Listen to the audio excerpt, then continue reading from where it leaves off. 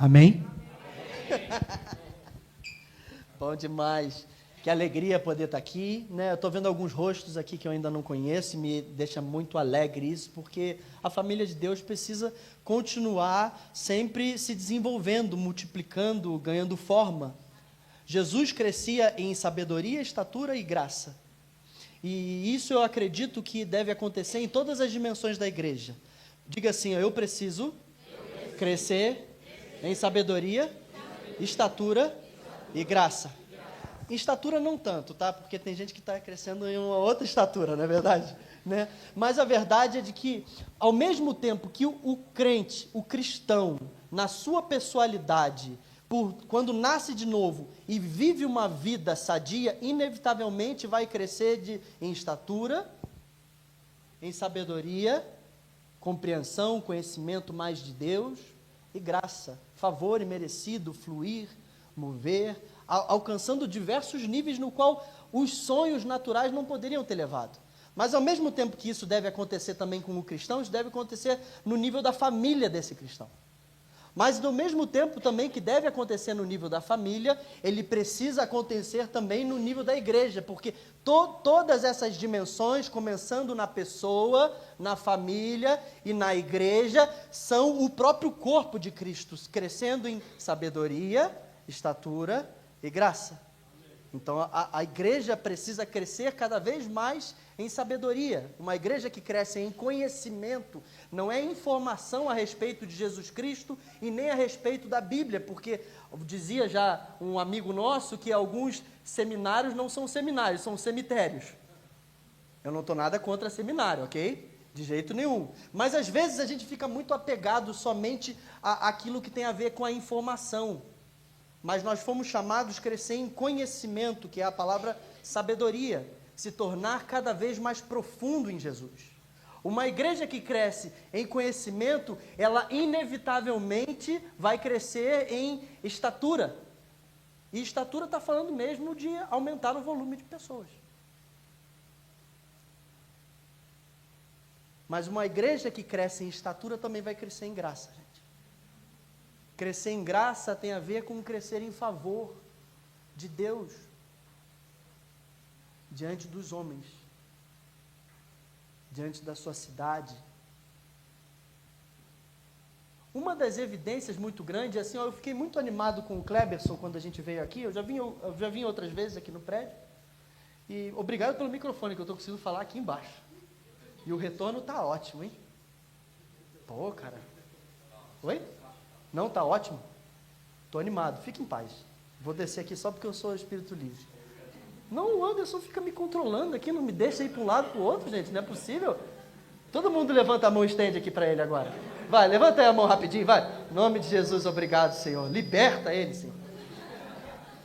Não, eu vim aqui e eu fiquei muito animado com uma coisa que o Kleberson falou, e às vezes a gente nem percebe isso. Mas isso tem a ver com crescer em graça diante dos homens e diante de Deus. O Kleberson falou assim, combinei com a prefeitura, e eu quero, para que ali esteja sempre limpo, e eles estão mantendo limpo. Você já parou para pensar no quanto uma ação tão natural, tão simples, tão boba, tem capacidade de impactar o bairro, uma rua? Uma rua precisa ser diferente, porque tem um povo de Deus se reunindo naquele lugar, diga amém. Amém, gente. Precisa ser diferente. Nós não podemos aceitar que povo de Deus é reunião de culto crente. Nós não fomos chamados para fazer culto evangélico crente. O povo de Deus se reúne e adora o Senhor, porque é isso que eles foram feitos. E porque adoram o Senhor, inevitavelmente crescem em sabedoria, conhecem Ele mais profundamente, em estatura, as pessoas chegam, e em graça, porque eles têm agora autoridade para se mover, ainda que possam não ter poder. O Kleberson não é vereador da cidade, ele não é prefeito, ele não tem poder nenhuma sobre essa cidade, percebe? Mas toda a autoridade me foi dada, portanto vão e façam discípulos de todas as nações, batizando em nome do Pai, do Filho e do Espírito Santo, e ensinando a obedecer tudo aquilo que eu lhes ensinei.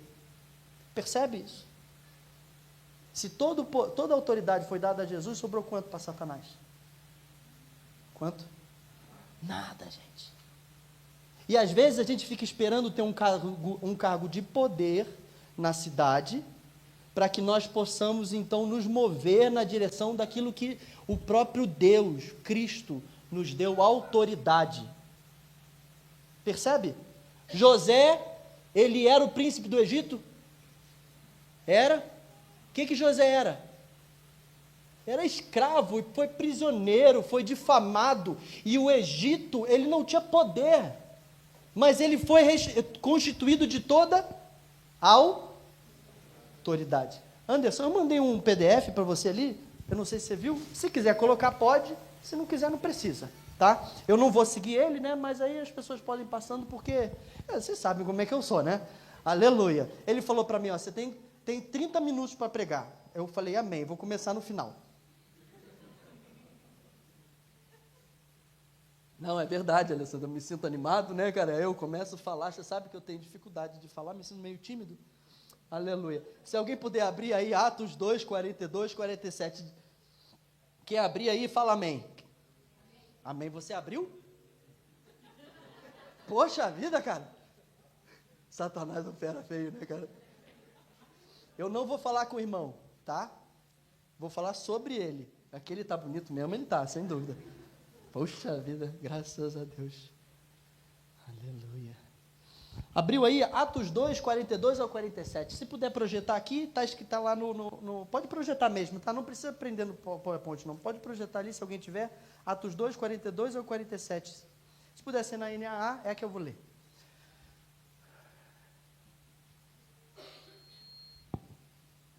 Glória a Deus. Amém. Não tem problema não. Vamos lá. Eu vou ler, eu queria que a gente pudesse ler junto, beleza? E perseveravam na doutrina dos apóstolos, na comunhão, no partir do pão e nas orações. Em cada alma havia temor, diga assim, temor. Muitos prodígios e sinais eram feitos por meio dos apóstolos. Todos os que criam, diga assim, todos os que criam estavam juntos e tinham tudo, diga assim, tudo em comum. Isso significa que você precisa compartilhar alguma coisa comigo. Aleluia. Aí eu não vi amém nessa hora. Puxa vida, que tristeza isso, cara. Eu queria só abrir um parênteses aqui. Eu tenho um pouco de TDAH, entendeu? Mas assim, tá tudo certo, né? Isso me ajuda a sair da caixa, né? Mas às vezes eu tenho dificuldade de continuar seguindo aquilo que eu estou falando. Mas uma coisa que eu fiquei pensando aqui no louvor é que senão eu não vou falar isso de novo. Cara, que louvor tremendo, hein? Você não concorda? Eu estava ali dançando assim, ó, para um lado e para o outro, assim, ó. Ih! Sabe por quê, cara? Me veio no coração assim, muito claro, sabe? Nós precisamos ser como crianças, não infantis e maturos. Mas nós precisamos ter liberdade diante do Senhor como criança. Se você foi salvo, você é cheio da alegria de Jesus, cara. E aí você tem capacidade, você tem liberdade. Diga assim, eu sou livre. Jesus fez você livre. Você é livre, tanto faz se você está passando vergonha. Eu estava passando vergonha mesmo aqui. É verdade, eu falo, o pregador ali dançando ali. Eu não consigo bater palma com ritmo, irmãos.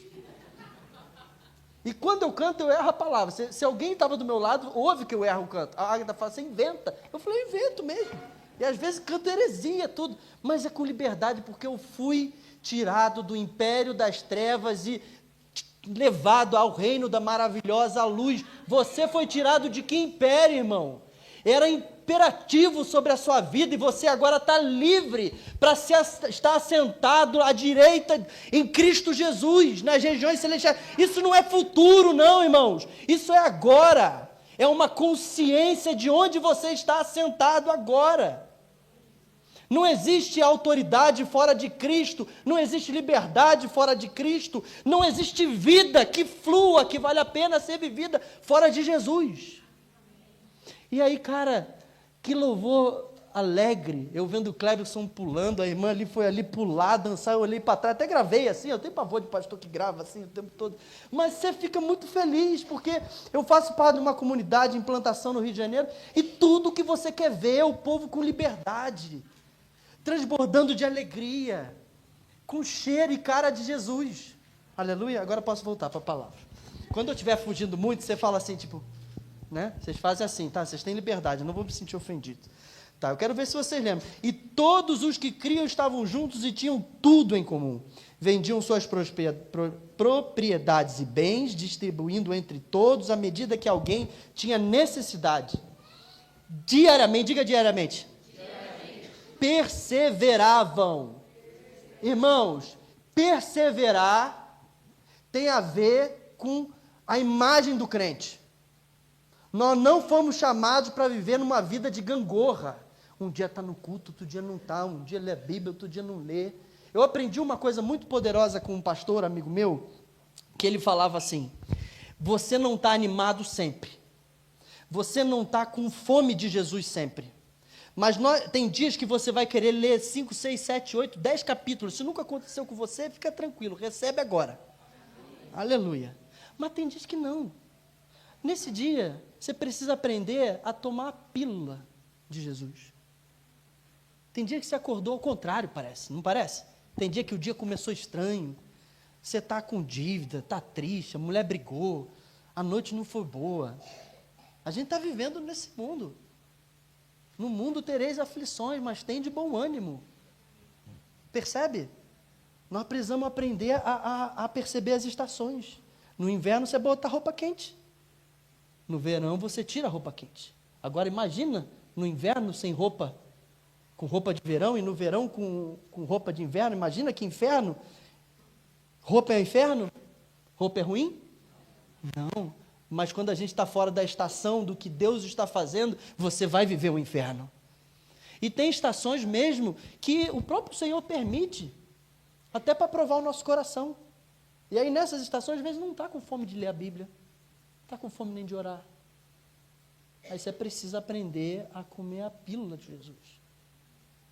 Vai abrir um salmo, um provérbios, não precisa ler tudo, mas se alimenta daquele pouquinho. Mas não sentiu Deus? Pode ter certeza, eu vou te dizer, que grande parte das revelações que eu tive a respeito de quem Deus era fruto de coisas que eu comi quando eu não queria comer de jeito nenhum. Alguma hora aquilo ali virou substância na minha vida e virou fundamento da verdade para governar momentos difíceis de novo. Assim como essa fala. Então tem dias que eu acordo meio desanimadão lá, e às vezes eu não estou querendo perseverar, mas eu abro ali a Bíblia e leio aquele versículo, e me alimento dele. Dou graça ao Senhor pela minha vida, pela minha casa, sem querer dar graça às vezes. E permito o Senhor me alimentar. Porque tem dia que você pede bife para o pai e fala assim: pai, me dá bife. Aí ele oferece brócolis. E tem gente que está acreditando no Evangelho que o brócolis não é de Deus. Mas o pai, você pode pedir bife para o pai, mas às vezes ele está querendo te oferecer brócolis, porque ele está mais comprometido em formar Cristo em você do que só te entregar aquilo que você pede. Os planos dele são maiores, melhores, superiores. Percebe? Quem não se sujeita aos caminhos óbvios, aos primeiros degraus, nunca vai comer das coisas profundas, nunca vai experimentar as coisas profundas. Eu vou seguir aqui. Partiam o pão de casa em casa, tomavam as suas refeições com alegria e singeleza de coração, louvando a Deus e contando, repete comigo essa parte aqui, e contando com a simpatia de todo o povo. E enquanto isso, o Senhor lhes acrescentava dia a dia os que iam sendo salvos. Aleluia. Vamos ler de novo isso aqui, ó. E contando com a simpatia de todo o povo. Enquanto isso, o Senhor lhes acrescentava dia a dia os que iam sendo salvos. Presta atenção, isso aqui é logo depois de Pentecostes. O povo estava cheio de Deus, e aí primeiro eles foram acusados de bêbados, e logo em seguida um monte de gente conseguiu ouvir o Evangelho na sua própria linguagem. E às vezes a gente fica querendo falar o Evangelho na linguagem que a gente tem de evangeliquez, mas a gente precisa lembrar que Cristo, mesmo sendo Deus, não considerou que ser igual a Deus era algo que ele deveria se apegar, mas se esvaziou, tomando forma humana e se humilhando até a morte de cruz. Muitas vezes, meus irmãos, você vai precisar se humilhar, falar a linguagem daquele que você está orando para que possa alcançá-lo. se o nosso próprio Senhor e cabeça do nosso corpo não considerou que ter poder era algo que ele deveria se apegar? Se esvaziou de todo o poder para ser dado a ele toda a autoridade. Percebe isso? Como é que esses discípulos estavam vivendo isso? Ali não tinha mais Jesus, ali não, Atos 2. Jesus tinha já subido aos céus. Por que esses discípulos viviam isso? Certamente, esse texto, eu sou apaixonado por esse texto. Se eu pudesse, eu ficava aqui pregando só sobre ele, mas agora eu tenho só mais 5 minutos para terminar. Aleluia. Não, glória a Deus, eu tenho mais 22. Aleluia. É verdade. Eu sou apaixonado por esse texto. Se eu pudesse, eu pregava ele assim, vírgula a vírgula, porque eu acho que todo cristão deve engolir esse texto de trás para frente, de frente para trás, olhar ali, porque ali, cara, era a vida pulsando do Espírito Santo. Não tinha ninguém dizendo o que você tem que fazer, como tem que fazer. Era o Espírito governando cada uma das coisas e eles viviam aquilo ali. Eu creio que, inevitavelmente, todo homem que é cheio de Deus vai acabar vivendo isso aqui, ainda que nem tenha lido. Porque essa é a evidência de quem é cheio de Deus, diariamente, consistente, fome, presença, poder, glória. Contando com a simpatia de todo o povo. Percebe? Povo não é povo crente, não. É a cidade, é a rua. Imagina o cara falando ali, ó. Você percebeu que depois que chegou essa igreja, agora a rua está toda limpa sempre? Isso é natural? E às vezes a gente está, ó Senhor, abençoa ele está tudo com ele. Presta atenção, pessoas naturais só entendem coisas naturais. Enquanto nós não compreendermos isso, que nós precisamos nos esvaziar da glória que nos foi revelada muitas vezes, para que nós possamos falar de forma natural a quem só entende de forma natural. Muitos sabem o meu testemunho, eu era maconheiro. E o meu primeiro discipulador, eu me batizei e continuei maconheiro por 1 ano dentro de crente. E eu falava para ele, posso continuar fumando maconha? Esse cara tinha muita sabedoria, não estou dizendo que você tem que fazer isso. Mas ele sabia, o Senhor conhece meu coração. Se ele falasse para mim, não pode, eu não tinha força para continuar. Ele falava, eu não sei, você já perguntou para Deus? O que ele disse? Eu falava nada, ele falou, então não tem nada para te dizer. O cara me discipulou por 1 ano, cara. Você sabe o que é isso? Sem falar outro, não toma vergonha, tu é pai de família, dono de empresa e maconheiro? Percebe? Às vezes a gente está impondo sobre as pessoas uma condição no qual elas não têm capacidade de suportar ainda. A gente bota o primeiro degrau como o 4º degrau e a gente esquece que a gente precisou, às vezes, que Cristo dividisse o primeiro degrau em 5 etapas para que a gente viesse assim, ó, passinho a passinho. Nós precisamos nos humilhar. Humilhar é, às vezes, deixar até o que nós temos assim em xeque, para que o amor de Cristo seja evidenciado diante de todo o povo. Então, certamente, nós podemos extrair desse texto generosidade, continuidade, responsabilidade, temor, dons, intimidade, harmonia, foco e simplicidade. Mas hoje eu queria me deter aqui, e eu nem sabia que estava nesse movimento da Casa de Paz, de como está acontecendo o processo todo aqui. Cara, é o Senhor falando mesmo. Porque o Senhor me deu essa palavra aqui, sabe quanto tempo? Para eu pregar para cá? Faz 1 mês e meio. Acredita que eu escrevi há 1 mês e meio? E nem sabia que eu ia pregar aqui. E eu descobri, sabe quando que eu ia pregar aqui? Sabe quando? Hoje, 8 horas da manhã. É verdade. Aí eu falei, amém, Senhor. O Senhor me deu a palavra. O Senhor que é pastor dessa igreja. Cristo é o pastor dessa igreja. O Kleberson, o Anderson representam Ele na dimensão que eles têm capacidade. O Senhor é a sua justiça. Ele é o seu pastor. Da sua casa, da sua família, da sua vida. Mas hoje eu quero me deter nesse texto, nesse trecho aqui. E contando com a simpatia de todo o povo. Enquanto isso, o Senhor lhes acrescentava dia a dia os que iam sendo salvos. Meus irmãos, o Rio de Janeiro é um dos lugares mais evangelizados nos últimos 20, 30 anos.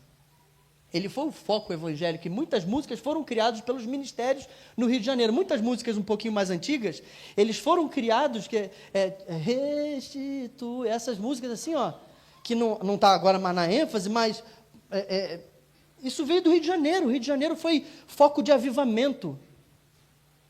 Mas o Rio de Janeiro se tornou, nos últimos dias, um foco de religiosidade, politeísmo e esfriamento a respeito de Jesus. Mas isso não é a palavra sobre o Rio de Janeiro. Só que a verdade, gente, é que às vezes a gente vai se confundindo com ser cristão. Nós vamos perdendo e nos tornando igual. Nos tornando religiosos. Hoje em dia, muitas vezes, cara, ser cristão tem mais a ver com partidarismo. Apoio ao partido, não apoio, você tem que ser um cara que não está conectado à política. Mas às vezes fica mais conectado a isso do que a todas as outras coisas. Cristão às vezes tem a ver com legalismo, com status até, tipo, o cara é bonito ser cristão. Às vezes está ligado até a ignorante, cara. O cara é crente, o cara é ignorante. Está ligado a julgamento. Ixi, não conta não que ele é cristão. Percebe? Às vezes ser cristão vira incoerência. As pessoas falam assim, tipo, crente do pouco, né? É verdade, gente. Eu sei que é engraçado, mas isso é terrível. Eu não estou dizendo que você é assim. Aqui não tem crente assim. Aleluia. Mas vê lá no Rio de Janeiro tem um pouco. Só que às vezes tem toda essa conotação difícil, às vezes a gente também está confundindo ser cristão com hipergraça. Às vezes nós estamos confundindo o caminho da hipergraça, na verdade, primeiro que não existe hipergraça, porque a graça já é hiper por si só. Não precisa de hiper.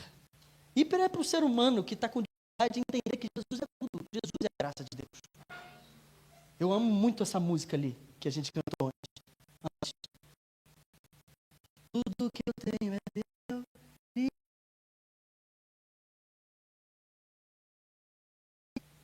A gente confunde a graça porque, na verdade, a gente confunde um outro fundamento que está por trás da graça. Sobre tolerar e suportar. Muitas vezes, eu gosto muito da estrutura das palavras. As palavras foram colocadas por causa da comunicação de algo. Deus criou necessidade em todo aquilo que é invisível. Por isso que é muito sério tudo que nós falamos, tudo aquilo que nós acordamos, fazemos. Isso. E a palavra que é dita em Efésios 4, 1, 3, diz assim, por isso, Efésios 4, 1, 3. Efésios 4, do 1 ao 3. Por isso, eu, prisioneiro no Senhor, diga assim comigo, por isso, eu, o prisioneiro no Senhor, que vivam de maneira digna da... Não precisa repetir agora, não. Que vivam de maneira digna da vocação que foram chamados. Paulo está implorando. Eu já me ajoelhei nessa igreja, nesse texto aqui, ó. Eu suplico, irmãos, que você viva de maneira digna do chamado que vocês receberam. Há uma maneira digna para viver segundo o chamamento no qual você foi vocacionado. Não é de qualquer jeito. Não é de qualquer forma. Ao mesmo tempo que seminário pode ser cemitério, também não conhecer daquilo que a palavra está falando também pode, na verdade, ser a sua tumba. E a distinção de uma palavra pode mudar completamente o seu comportamento diante do mundo. Presta atenção, talvez nós confundimos tolerância com suportar. A palavra é muito clara. Olha o que está escrito aqui. Estão comigo? Por isso, eu como prisioneiro, peço que vocês vivam, suplicam que vocês vivam de maneira digna da vocação que foram chamados com toda humildade, mansidão, vou falar longanimidade. Aleluia. Vocês vão repetir essa palavra difícil junto comigo, tá? Eu sei que vocês não gostam, mas o Kleber já deu a dica aqui, ó. Assim, a dica assim, ó, fala. longanimidade. Você ficou feio, você não falou, tu não repetiu. Longanimidade. Presta atenção, gente. Sabe o que é longanimidade? É longo ânimo. É você manter o seu ânimo mesmo diante daquilo que naturalmente você não manteria. Crente pode às vezes ficar triste, mas desanimado, tem a ver algo que está acontecendo dentro de você. E não é ânimo segundo me interessou, ao encontro me interessou. Agora a palavra do pastor é poderosa.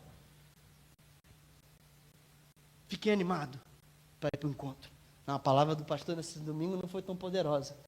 Estou meio desanimado para ir para o encontro. Não existe isso, gente. É longanimidade. Olha o que ele diz aqui. Suportando, diga comigo, suportando uns aos outros em amor. Irmãos, a gente está confundindo tolerar com suportar. E na dinâmica da engenharia, tolerar e suportar é a distância entre o que um prédio pode cair e um prédio pode permanecer por toda a vida. Porque tolerar, a palavra tolerância é mais ou menos, se tiver alguém aqui que trabalha com alguma área de engenharia, vai saber que tolerância é o quanto você admite para além daquilo que foi combinado. Tolerância. Às vezes você está tendo um filho lá com dificuldade, droga, e você está achando que amar ele é tolerá-lo. Aí você está aumentando, como quem está expandindo a graça de Deus, tolerando os comportamentos deles ruins sobre a sua casa, sobre o dinheiro da sua casa. Um amigo, um irmão, um parente. E aí você está lá se movendo para ele, aumentando a porta, você está pegando a porta e tolerando aquilo que não cabe no reino de Deus. Suportar é completamente diferente de tolerar.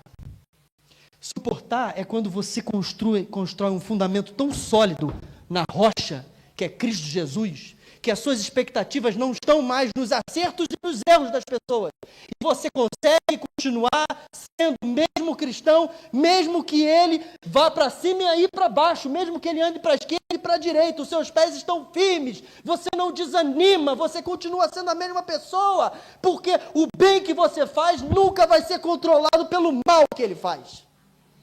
Sejam perfeitos como meu Pai é perfeito, que faz a chuva nascer, para cair para justos e injustos.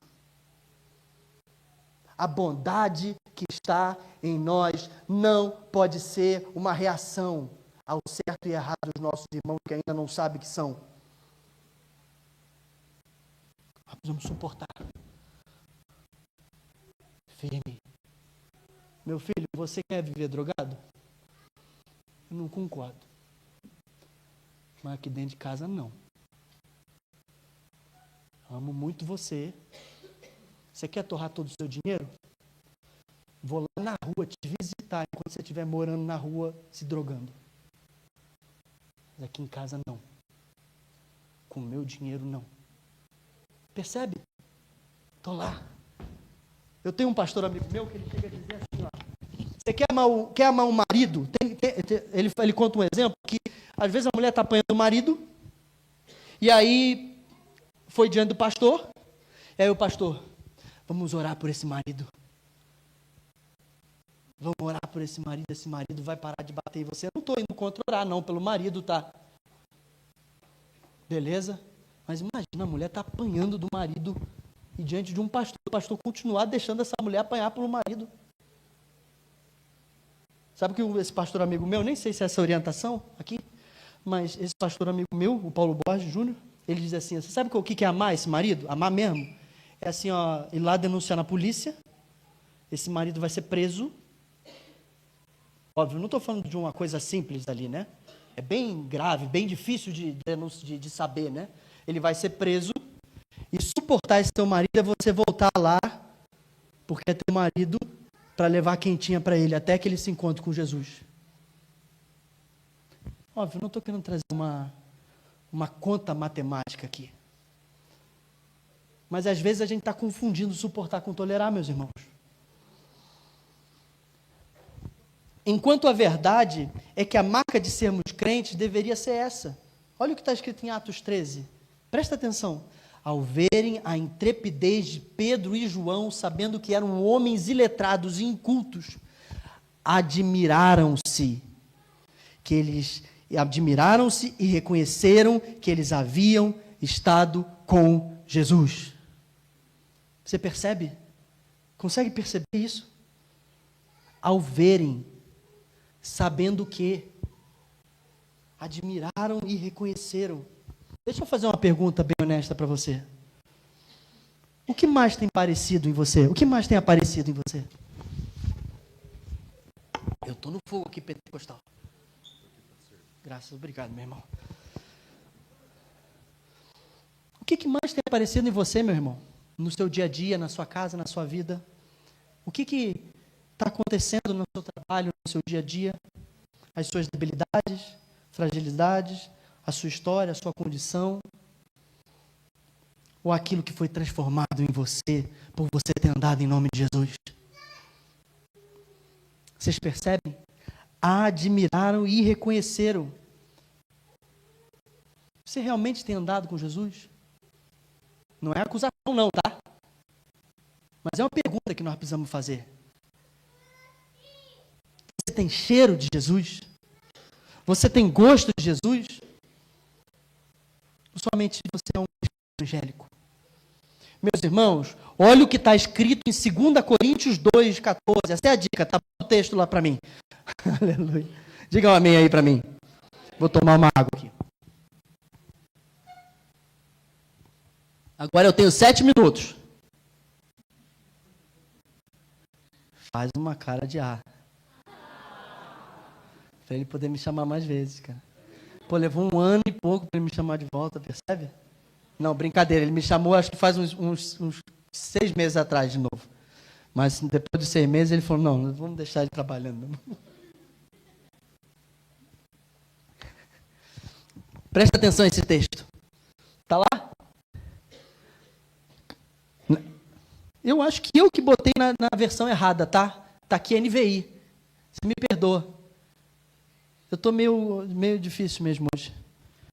Mas a graça... Bota lá NVI. Aleluia. Vai lá, eu vou ler aqui. Senão eu perco tempo. Ninguém vai compensar esse meu tempo. Mas a graça, repita comigo, mas a graça de Deus que sempre nos conduz vitoriosamente em Cristo. Cara, não, vamos fazer assim, vamos falar esse texto em pé. Eu acho que é um texto que a gente tem que assim, marcar na nossa coração, assim. Vai lá, fala comigo aqui, assim, ó. É sério. Não, eu percebi que tinha uns irmãos meio dormindo. Não, tinha ninguém dormindo não, tá? Fique em paz. Ó, vamos lá. Era só para ela conseguir... Ó, eu dei a deixa para você dar o tempo lá, botar o texto, ela mudou. Mas a graça de Deus, que sempre nos conduz vitoriosamente. Diga assim, eu sou vitorioso em Cristo Jesus. Por nosso intermédio, faz assim, ó, espalha por toda a parte a fragrância do seu conhecimento, porque para Deus somos o bom perfume de Cristo. Nós que se salvam nos que se perdem. Diga assim, eu sou o bom perfume de Cristo. Eu sou a fragrância. Olha para a pessoa do teu lado, eu tenho pavor de pastor que faz isso, mas diga assim, pessoa do lado, que cheiro você tem? Não responde. Não, que às vezes o cara não usou desodorante, né? Pode se assentar aí rapidinho. Não usou desodorante, está meio escangalhado, a vida não funcionou, né? Vai dizer, seja bem honesto, é verdade, cara. É verdade. Olha o que está escrito em 2 Coríntios 3, do 2. Eu vou tacar assim a ficha, porque eu tenho 4 minutos agora para terminar. Vocês são a nossa carta, escrita em nosso coração, conhecida e lida por todos. Vocês manifestam que são carta de Cristo, produzida pelo nosso ministério, escritas não com tinta, mas com o Espírito do Deus vivo. Diga assim, eu fui escrito pelo Espírito do Deus vivo. Não em tábuas de pedra, mas em tábuas de carne, em nossos corações. Presta muita atenção. Deus não quer apagar a sua história. Lembra o que o texto falou antes? Ele disse assim, sabendo eram homens iletrados e incultos, não apagou para as pessoas do mundo aquilo que eles eram. Ficou claro, na verdade, que o aroma que eles tinham era de Jesus. E tem gente querendo apagar o seu passado. Eu fui maconheiro, eu fui mulherengo, a minha vida era uma lasqueira. E se não fosse Jesus, eu não estaria aqui testemunhando sobre a graça que Ele colocou sobre mim. E Ele vai fazer a mesma coisa em você. Você às vezes está querendo esconder a sua vergonha, mas é da sua vergonha que Ele vai ser glorificado. Jesus, Ele quer usar de forma viva a sua vida. Ele não está te chamando para ver essas aparências. Deus não quer esconder que um dia foi sua vergonha.